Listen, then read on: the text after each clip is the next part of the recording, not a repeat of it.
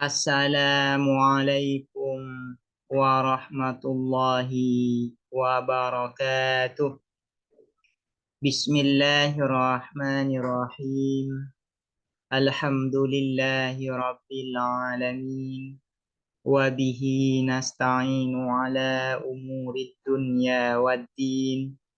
Wassalatu wassalamu ala ashrafil anbiya'i wal mursalin. Sayyidina Muhammadin wa ala alihi wa sahbihi ajma'in.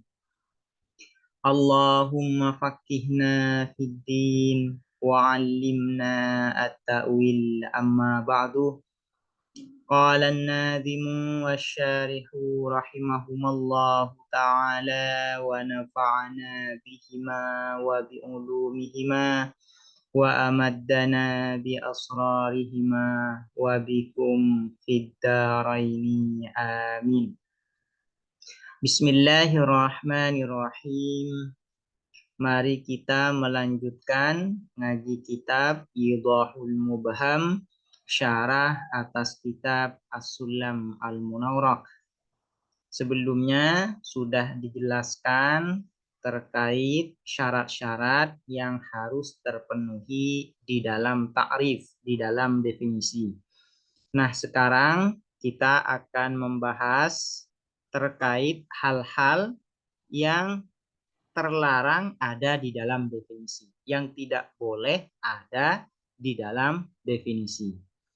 Di antara hal yang tidak boleh ada di dalam definisi yaitu antadkhulal ahkamu fil hududi, yaitu tidak boleh menyebutkan hukum, memasukkan hukum di dalam ta'rif. Memasukkan hukum dari mu'arraf, dari sesuatu yang didefinisikan di dalam ta'rif, ini terlarang, tidak boleh. Contohnya misalnya, ketika kita hendak mendefinisikan sholat. Sholat ini disebut dengan mu'arraf, sesuatu yang hendak kita definisikan. Kemudian kita di dalam definisi sholat ini kita memasukkan hukum sholat. Misalnya menyebutkan bahwasanya sholat ini wajib. Wajib ini adalah hukum bagi sholat. Nah, menyebutkan hukum dari mu'arraf di dalam ta'rif ini tidak boleh. Tidak boleh menyebutkan hukum di dalam ta'rif. Kenapa menyebutkan hukum di dalam ta'rif tidak boleh? Karena akan menyebabkan pada daur, berkonsekuensi pada daur. Kenapa berkonsekuensi kepada daur? Karena mu'arraf, sesuatu yang hendak didefinisikan itu agar jelas, agar diketahui esensinya, butuh terhadap ta'rif. Nah, ta'rif ini fungsinya adalah idahul mu'arraf, memperjelas terhadap mu'arraf, sesuatu yang didefinisikan. Nah, kalau di dalam ta'rif itu ada mengandung hukum dari mu'arraf, maka hukum itu sendiri bisa jelas, bisa diketahui dengan jelas apabila mu'arrafnya diketahui dengan jelas. Kenapa? Karena hukum itu merupakan sifat bagi mu'arraf, sesuatu yang melekat kepada mu'arraf. Nah, sifat itu baru diketahui kalau mausufnya diketahui. Hukum baru diketahui kalau sesuatu yang dihukum itu bisa sudah diketahui, sudah jelas diketahui. Nah, kalau mu'arrafnya itu hendak didefinisikan dan definisi itu mengandung hukum, maka ada bagian di dalam definisi ini yang kejelasannya itu butuh kepada mu'arraf. Karena itu ini terjadi daur. Mu'arraf butuh pada ta'rif. Nah, ta'rif yang mengandung hukum itu butuh kepada mu'arraf. Nah, ini terjadi daur. Nah, daur ini mustahil. Hukumnya adalah mustahil. Jadi karena memasukkan hukum di dalam ta'rif itu yastalzimud daur, berkonsekuensi pada daur, maka memasukkan hukum di dalam ta'rif ini terlarang, tidak boleh. Namun demikian, ya, perlu diperhatikan bahwasanya memasukkan hukum di dalam ta'rif yang tidak boleh itu apabila hukum itu belum diketahui. Namun apabila hukumnya sudah diketahui sebelumnya, maka memasukkan hukum di dalam ta'rif hukumnya boleh. Contohnya misalnya ini yang sering kita temui di dalam kitab Al-Jurumiyah. Pengarang kitab Al-Jurumiyah di dalam mendefinisikan fa'il misalnya menyebutkan hukum di dalam ta'rif. Misalnya mendefinisikan fa'il huwa al-ismul marfu, al-fa'ilu huwa al-ismul marfu. Yang dinamakan fa'il itu adalah isim yang dibaca rofa. Nah, yang dibaca rofa al-marfu merupakan hukum dari fa'il. Meskipun al-marfu ini merupakan hukum dari fa'il dan disebutkan di dalam ta'rif, di dalam definisi dari fa'il ini, namun ini boleh. Kenapa boleh? Karena pengarang kitab Al-Jurumiyah sebelum mendefinisikan fa'il sudah menyebutkan terdahulu, ya, sudah menyebutkan terlebih dahulu terkait hukum dari fa'il itu. Beliau sebelum mendefinisikan fa'il menyebutkan bahwasanya al-marfu'atu sab'atun. Isim yang dibaca rofa itu ada 7, diantaranya adalah fa'il. Jadi sebelum pengarang kitab Al-Jurumiyah menyebutkan definisi dari fa'il, beliau sudah menyebutkan terlebih dahulu hukum dari fa'il. Karena hukum dari fa'il ini sudah diketahui duluan, sudah diketahui terlebih dahulu, sudah disebutkan terlebih dahulu, maka memasukkan hukum di dalam ta'rif hukumnya boleh. Di dalam definisi fa'il, karena ini karena contohnya adalah contoh fa'il, ya, menyebutkan hukum fa'il di dalam definisi fa'il itu sendiri hukumnya boleh. Kenapa boleh? Karena hukumnya itu sudah disebutkan terlebih dahulu, sudah diketahui duluan. Nah, kalau yang demikian hukumnya adalah boleh dan tidak berkonsekuensi pada daur. Mari kita masuk kepada kitabnya. Wa idkhalul ahkami fil hududi la yajuzu. Dan adapun memasukkan hukum fil hududi di dalam definisi la yajuzu ialah tidak boleh apa idkhalul ahkam. La yajuzu ialah tidak boleh apa idkhalul ahkam. Memasukkan hukum di dalam definisi tidak boleh. Yang dimaksud hukum di sini adalah hukum dari mu'arraf. Hukum mu'arraf, sesuatu yang didefinisikan. Misalnya mu'arrafnya adalah sholat. Nah, hukum dari sholat ini misalnya disebutkan wajib. Nah, wajib ini merupakan hukum dari mu'arraf dari sholat. Nah, yang seperti ini tidak boleh. Tapi dengan catatan sebagaimana disebutkan barusan, kalau hukum ini belum diketahui. Kalau sudah diketahui sebelumnya, maka memasukkan hukum di dalam definisi hukumnya boleh. Kata arifil fa'ili seperti mendefinisikan fa'il. Bi'annahu dengan sesungguhnya apa al-fa'il, al-ismul marfu'u ialah isim yang dibaca rofa. Ini pengandaian, ya. Pengandaian yang tidak boleh seperti ini. Musannif mencontohkan fa'il di sini dengan pengandaian bahwasanya hukum fa'il ini belum diketahui.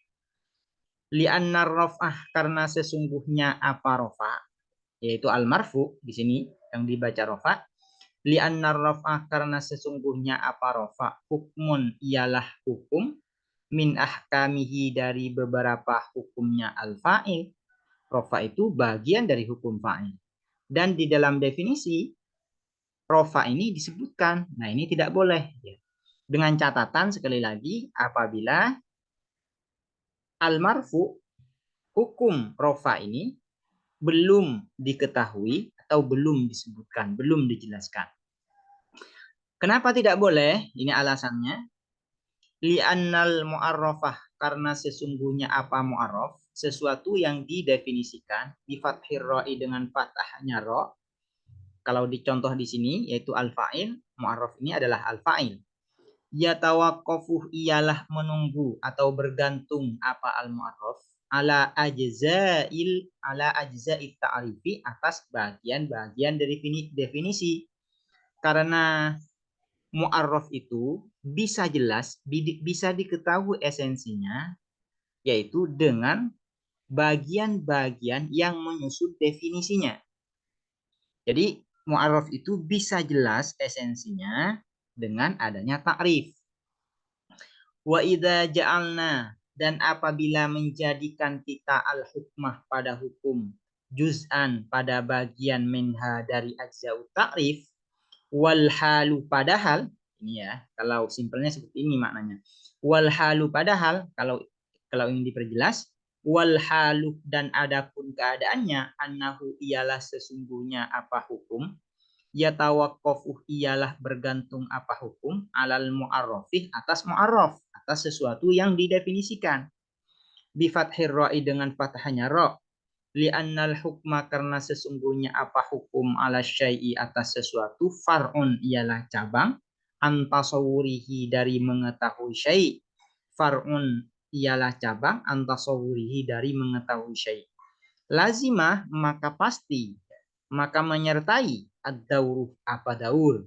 Wa huwa dan adapun daur, mamnu'un ialah dilarang atau dicegah. Kenapa memasukkan hukum di dalam takrif itu tidak boleh?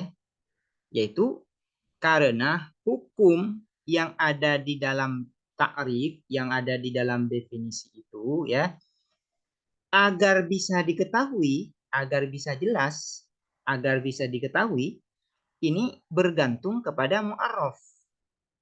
Hukum itu agar jelas, agar diketahui, yaitu apabila mu'arrafnya sudah diketahui. Kenapa hukum itu bisa jelas, bisa diketahui apabila mu'arrafnya sudah diketahui? Karena hukum itu far'un an tasawwurihi. Hukum itu bisa diketahui ya kalau sesuatu yang dihukum itu sudah diketahui duluan. Misalnya contohnya, hukum sholat itu bisa diketahui, bisa jelas apabila makna, pengertian, atau konsep dari sholat ini sudah diketahui. Apabila konsep dari sholat, makna dari sholat, pengertian dari sholat ini belum diketahui, maka kita tidak bisa menghukumi sholat. Baru kita bisa menghukumi sholat, sholat itu wajib, sholat itu sunnah, dan sebagainya, apabila kita sudah mengetahui apa itu sholat. Kalau belum mengetahui, kita tidak bisa menghukumi. Karena kenapa? Al-hukmu ala syai' far'un an tasawwurihi. Begitu juga di dalam gabungan mu'arraf dan ta'rif. Mu'arraf agar bisa diketahui esensinya yaitu bergantung kepada ta'rif. Nah, kalau ta'rifnya itu mengandung hukum dari mu'arrafnya, maka hukum dari mu'arraf ini agar bisa diketahui yaitu bergantung kepada mu'arraf. Mu'arrafnya harus diketahui terlebih dahulu. Ini kan terjadi daur. Mu'arraf agar bisa diketahui bergantung kepada ta'rif. Nah, ada bagian ta'rif yaitu yang berupa hukum itu agar diketahui yaitu bergantung kepada mu'arrafnya. Nah, ini terjadi daur. Kalau yang seperti ini maka ini tidak boleh karena berkonsekuensi pada daur. Tapi dengan catatan sekali lagi, kalau hukumnya itu memang belum diketahui sebelumnya. Kalau sudah diketahui sebelumnya, maka memasukkan hukum di dalam takrif ini tidak masalah ya, boleh.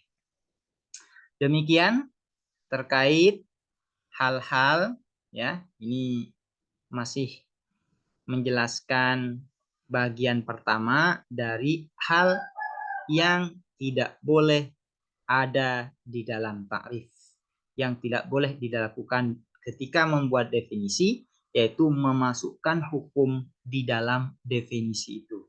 Karena hal itu akan berkonsekuensi, akan menyebabkan terjadinya daur. Dan daur itu mamnu atau mustahil. Karena kenapa mustahil? Daur itu mustahil.